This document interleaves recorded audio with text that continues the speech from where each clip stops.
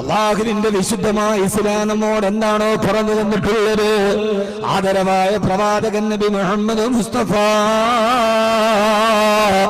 സല്ലല്ലാഹു അലൈഹി വസല്ലമയുടെ അടുക്കലേക്ക് വന്നിട്ട് ഒരു ദിവസം അബൂദർ റളിയല്ലാഹു അൻഹു ചോദിച്ചു, നബിയേ, ചോദ്യം അബൂദറിനേതാണ്, യാ റസൂലല്ലാഹ്, സ്വർഗത്തിലേക്കുള്ള കുറുക്കുവഴിയാണെന്ന് എനിക്കൊന്ന് പറഞ്ഞു തരുമോ നബിയേ? ഒരു അനുയായി വന്നിട്ട് ചോദിക്കുന്നത്, അവനെ മൈക്കൊന്ന് ശരിയാക്കി വെക്കല്ല, സൗണ്ട് പിടിക്കുന്നു. സൗണ്ട് പിടിച്ചാൽ പിന്നെ ഒന്നും നടക്കൂല.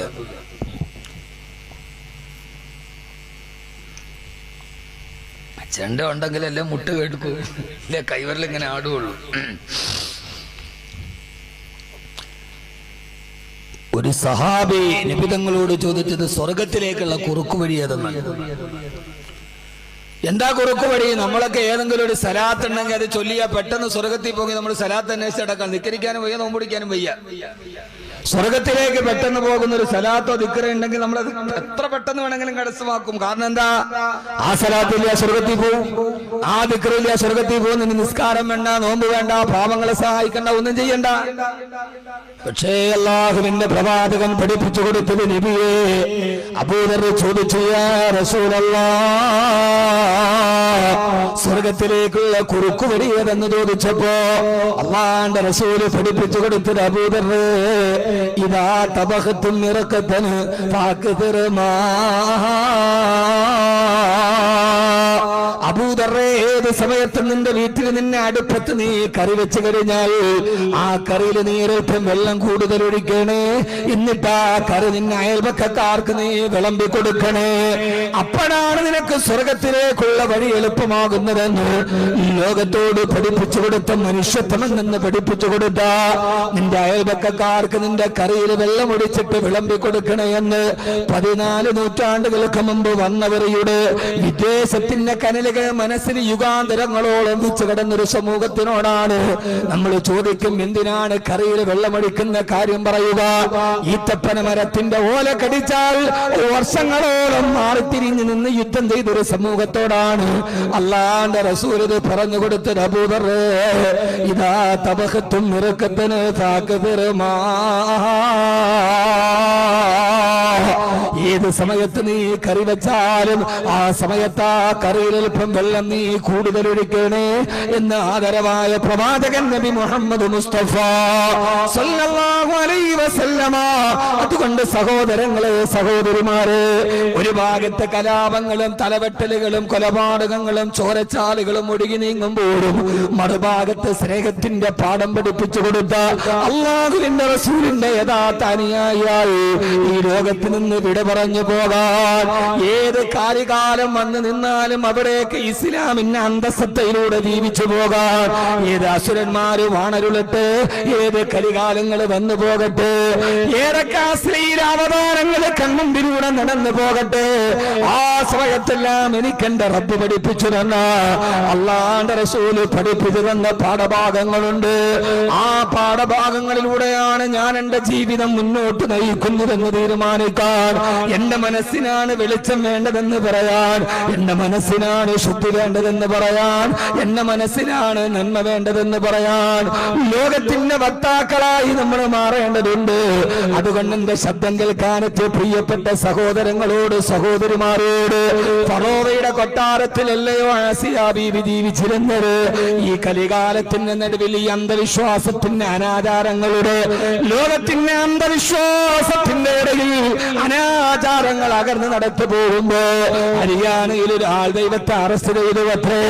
1000 മക്കൾ ആ മനുഷ്യനുണ്ടായിരുന്നെന്ന് പറയുമ്പോ കല്യാണം കഴിച്ച പെണ്ണിനെ കൊണ്ടുപോയി ആത്മീയ ഗുരുവിന്റെ കിടപ്പറയിലേക്ക് ആദ്യം പറഞ്ഞു വിടുന്ന അഭ്യസ്ത വിദ്യരെന്ന് അവകാശപ്പെടുമ്പോഴും ശാസ്ത്രബോധം തൊട്ടു തീണ്ടിയിട്ടില്ലാത്ത മതബോധങ്ങളുമായി നടന്നു പോകുന്ന ഒരു ജനതയുടെ നടുവിലാണ് പറഞ്ഞു കൊടുക്കേണ്ടത്. ഫറോവയുടെ കൊട്ടാരത്തിലാണ് ആസിയ ബീവി ജീവിച്ചത്. ആരാ ഫറോവയാരാ? അന റബ്ബുക്കുമുൽ അഅ്ലാ,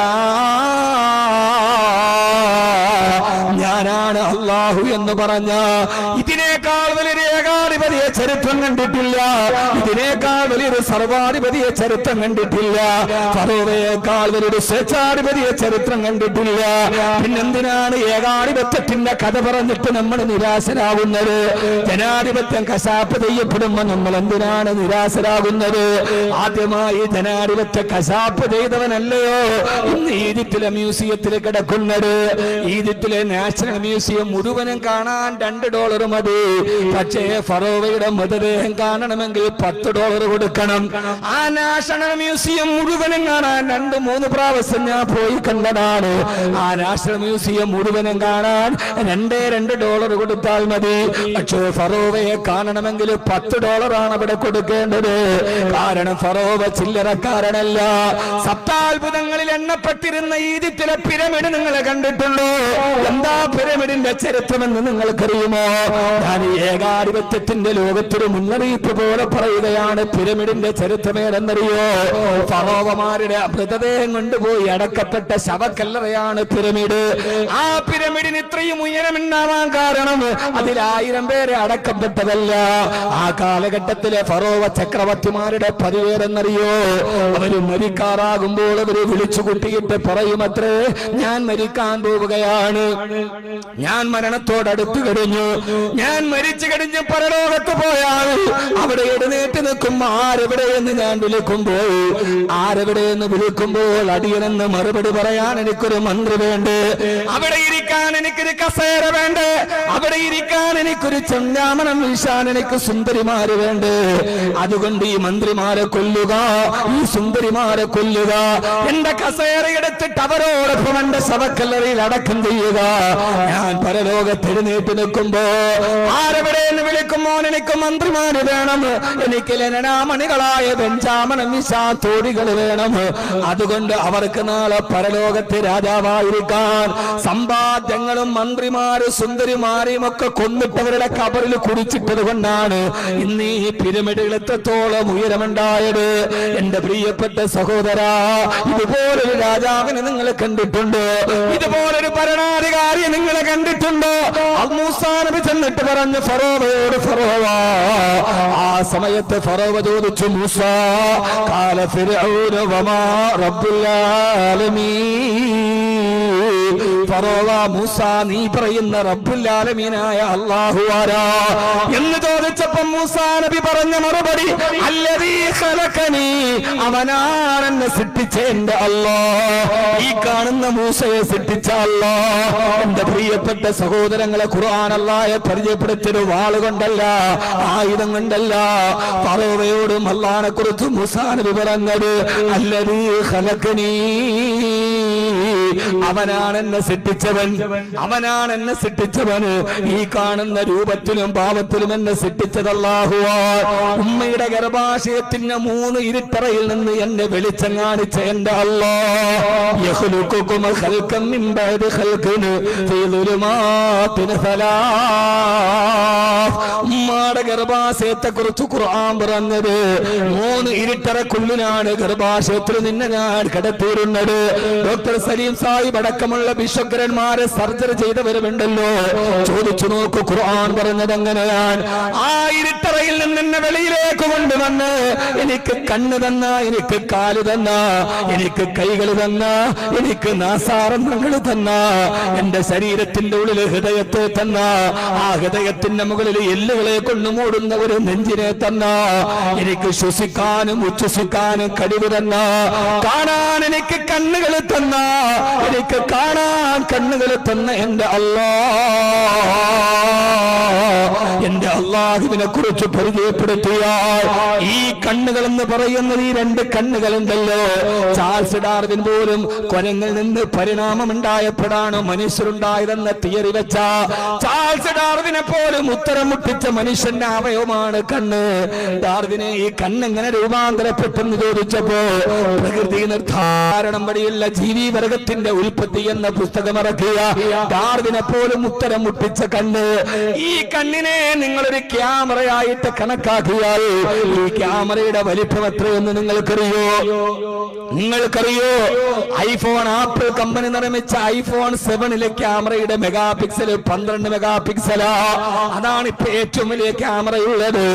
മനുഷ്യ നിർമ്മിച്ച ഫോണിലുള്ള ക്യാമറ 12 മെഗാ പിക്സലാണെങ്കിൽ എന്റെ പൊന്നുമോനെ, എന്റെ നിങ്ങളുടെ ഈ കണ്ണിലിരിക്കുന്ന ഈ ക്യാമറ, ഈ കണ്ണിനെ ഒരു ക്യാമറയായി പരിഗണിച്ചാൽ ഇതിന്റെ മെഗാ പിക്സൽ 600 മെഗാ പിക്സൽ വലിപ്പമുണ്ട്. എന്ത് എല്ലാ ചിത്രങ്ങളെയും കാണുന്ന ഒരൊറ്റ സെക്കൻഡ് കൊണ്ട് 3 ലക്ഷത്തോളം വരുന്ന വർണ്ണങ്ങളെ കണക്കാക്കാൻ കഴിയുന്ന അടിസ്ഥാനപരമായ കളറുകൾ 3 എങ്കിലും അതുമായി ഒഴിച്ച് കാണുന്ന ഒരൊറ്റ സെക്കൻഡ് കൊണ്ട് 3 ലക്ഷത്തോളം വരുന്ന നിറങ്ങളെ തിരിച്ചറിയാൻ കഴിയുന്ന ലോകത്തിലെ ഏറ്റവും വലിയ കമ്പ്യൂട്ടറിനെ പോലെ തോൽപ്പിച്ച എന്റെ കണ്ണുണ്ടല്ലോ, ഈ കണ്ണിനേക്ക് തന്ന അല്ലാഹ്,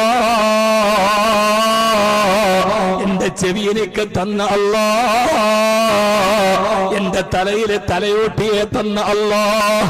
ഒരു കുഞ്ഞു വെളിയിലേക്ക് വരും, ആ സമയത്ത് ഗർഭാശയത്തിന്റെ ഉള്ളിൽ വെച്ച് ആ കുഞ്ഞിന്റെ എല്ലുകൾ തമ്മിൽ ജോയിന്റ് ആകുമെങ്കിലും അതിന്റെ തലയിലെ എല്ലുകൾ ജോയിന്റ് ആവുകയില്ല. ആ എല്ലുകൾ ചുരുങ്ങി ഒന്ന് മുകളിലേക്ക് കയറി ഇരുന്നിട്ടാണ് കുട്ടി വെളിയിലേക്ക് വരിക. ആ കുട്ടി വെളിയിലേക്ക് വന്നു കഴിഞ്ഞാൽ പിന്നെ ആ കുട്ടിയുടെ തലച്ചോറ് വളർന്ന് വികാസം പ്രാപിക്കുന്നത് വരെ കുട്ടിയുടെ തലയോട്ടിയുടെ എല്ലുകൾ തമ്മിൽ രൂപാന്തരപ്പെടില്ല. എന്റെ പ്രിയപ്പെട്ട സഹോദരങ്ങളെ, സഹോദരിമാരെ, ഞാൻ നിങ്ങളോട് ചോദിക്കട്ടെ, ഉമ്മ റബ്ബിനെ പരിചയപ്പെടുത്തുകയാ. ഇത് പൈങ്കിളി സീരിയലിന്റെ കഥയല്ല, ഇത് ഗ്ലിസറിൻ തേച്ച നടനം നടത്തിയ പെണ്ണിന്റെ കഥയല്ല, ഇതെന്നെ പിടച്ച റബ്ബിന്റെ കഥയാ. ആ കുഞ്ഞങ്ങനെ വളർന്നു വരുമ്പോ അതിന്റെ തലച്ചോറ് വളരുന്നതിനനുസരിച്ച് അതിന്റെ എല്ലുകളും വളരാതിരുന്ന ആ കുഞ്ഞിന്റെ തലച്ചോറിന് വികാസം ഉണ്ടാവില്ല. നമ്മുടെ തലച്ചോറ് വളർന്ന് പൂർത്തിയായി കഴിഞ്ഞാലേ എല്ലുകൾ പിന്നെയോ ജോയിന്റ് ആവുകയുള്ളൂ. എന്റെ പ്രിയപ്പെട്ട പൊന്നുമോനെ, ഉമ്മാടെ ഗർഭാശയത്തിന്റെ ഉള്ളിൽ നിന്ന് വന്ന് തലച്ചോറ് വികാസം പ്രാപിക്കുമ്പോ ആ സമയത്ത് തലച്ചോറ് പാകമാകുന്നതിനനുസരിച്ച് നിന്റെ എല്ലുകളെ കൂട്ടിയോജിപ്പിക്കാട് നിന്റെ സൗകര്യാർത്ഥം എനിക്ക് തന്ന അല്ലാഹ്. ഒരു മിനിറ്റിൽ 72 പ്രാവശ്യം എന്റെ ഹൃദയത്തെ ജോലി ചെയ്യിപ്പിച്ച എന്റെ അല്ലാഹ്. മൂസാ നബിയുടെ പ്രസംഗമാണിത്. പ്രസംഗം എന്ന് പറഞ്ഞാൽ ഇങ്ങനത്തെ പ്രസംഗമാണ്. ഫറോവ ഞാനാണ് അല്ല എന്ന് പറഞ്ഞ ഫറോവയുടെ മുമ്പില് മൂസാ നബി നടത്ത പ്രസംഗത്തെ സൂറത്ത് ശൂറായിൽ അല്ലാഹു പരിചയപ്പെടുത്തുകയാണ്. അല്ലദീ ഖലഖനി, അവനാണ് എന്നെ സൃഷ്ടിച്ചതെന്നവൻ, അവനാണ് എന്നെ സൃഷ്ടിച്ചവൻ. ഫറോവയെ പരിചയപ്പെട്ടോ നിങ്ങൾ? വെറുതെ ഒരു പൈങ്കിളി പറഞ്ഞിട്ട് പോകാൻ എനിക്ക് താല്പര്യമില്ല.